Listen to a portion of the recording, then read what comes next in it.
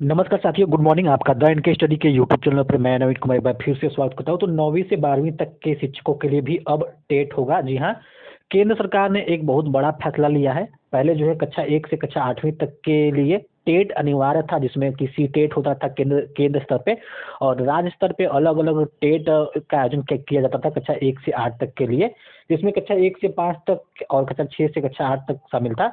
तो अब जो है कि केंद्र सरकार ने बहुत बड़ा फैसला लिया है। इसको जो है 2024-2025 के सत्र से लागू किया जाएगा, जिसमें टीजीटी और पीजीटी के टीचर बनने के लिए अब आपको पहले टेट देना होगा। जी हाँ, अब जो है कि जो नौकरी की राह थोड़ा सा और मुश्किल होने वाला है। मुश्किल इसलिए कहा जा रहा है कि पहले तो विज्ञापन नहीं निकलता है नौकरियों के लिए, जो कक्षा 9वीं 10वीं 11वीं 12वीं के लिए।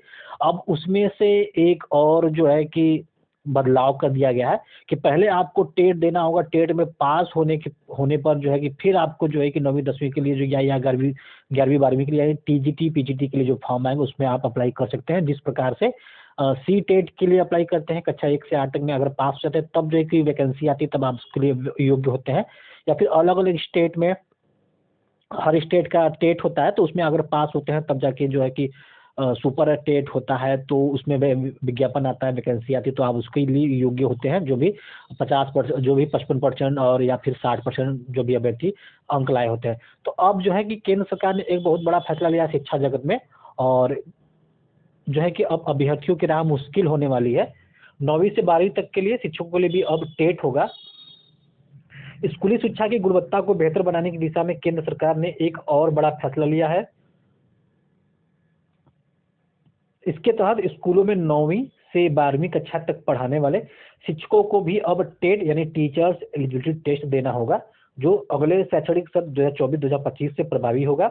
अभी तक स्कूलों में 1ली से 8वीं कक्षा तक पढ़ाने के लिए शिक्षकों के लिए टेट अनिवार्य था। तो 1ली से 8वीं तक में टेट अनिवार्य था, अब 9वीं से 12वीं तक में टेट अनिवार्य हो जाए। हालांकि जो अलग अलग राज्य हैं, अलग अलग राज्यों में जो है कि अपना जो है कि एलिजिबिलिटी टेस्ट करा दी। जैसे मध्य प्रदेश को उदाहरण ले तो मध्य प्रदेश में जो है कि 9वीं 10वीं के लिए या फिर 11वीं 12वीं के लिए टीजीटी के लिए और पीजीटी के लिए पहले वो एग्जाम कराती है। एक तरह से वो टेट एग्जाम होता है, और उसमें पास होने के बाद ही जो जब फिर रिक्तियां निकाली जाती है, विज्ञापन निकाला जाता है, तो मेंस लिया जाता है। तो मध्य प्रदेश में तो ऐसा चला आ रहा है, और अलग अलग राज्य में अलग अलग जो है कि क्राइटेरिया है। तो अब केंद्र के स्तर पे लागू होगा, तो केंद्र का स्तर पे लागू होने के साथ ही इसको देखा देखी जो है कि राज्य सरकार ही कर सकती है। अमूमन जो वही राज्य सरकार जो अभी तो फिलहाल में लागू कर सकती है, जो कि केंद्र और राज्य में एक ही सरकार है, तो वहाँ पे निश्चित रूप से लागू होने की संभावना है। तो उत्तर प्रदेश में टीजीटी पीजीटी भर्ती 2022 से 22-23 से पेंडिंग में पड़ा है, और इसकी सुध लेने वाला कोई नहीं है। नया शिक्षा सेवा चयन आयोग जो है कि बनाने की जोर है, लेकिन जोर बहुत धीमे से लगाया जा रहा है सरकार द्वारा, ताकि जो है कि तुरंत जो है कि एग्जाम ना कराना पड़े। और जो है कि चुनाव सर पे खड़ा है, तो हो सकता है चुनाव को देखते हुए कुछ कुछ जो है कि स्टेप लिए जा सकते हैं। लेकिन फिलहाल जो है कि सरकार की तरफ से यही अभी तक जो है कि सामने बात निकल के आ रही है कि अभी छँटनी का कार्य चल रहा है। बहुत सारे आवेदन आए हैं नए शिक्षा सेवा चयन आयोग के लिए, जिसमें अध्यक्ष व सदस्य पद के लिए नियुक्ति होना है। तो अब छँटनी का कार्य 15 जनवरी लास्ट डेट था, 15 फरवरी आने को है, लेकिन अभी तक जो है कि कोई भी क्रियाकलाप इसमें नहीं हो रहा है। कब तक नया आयोग बन पाता है, 2 साल से पेंडिंग में पड़ा है। देखने भविष्य में कब तक क्या हो पाता, अब तो भविष्य में ही पता चलेगा। फिलहाल के लिए न्यूज़ यही है कि केंद्र स्तर पर अब टीजीटी पीजीटी के लिए देना होगा आपको एक टेट में पास होने के बाद ही आपको जो है कि जब वैकेंसी आएगी तो उसमें मौका मिलेगा। तो अभी जो है कि केवल ये बातें हैं 2024-25 यानी इसी सत्र से जो है कि यहाँ पे देख सकते हैं 2024-25 यानी इसी सत्र से ये प्रभावी हो जाएगा।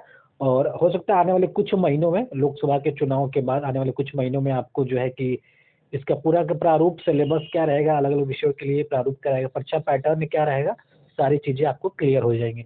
तो फिलहाल के लिए इस न्यूज में बस इतना ही। मिलते हैं अगले वीडियो में, बने रहिए द इनके स्टडी के साथ। बहुत बहुत धन्यवाद।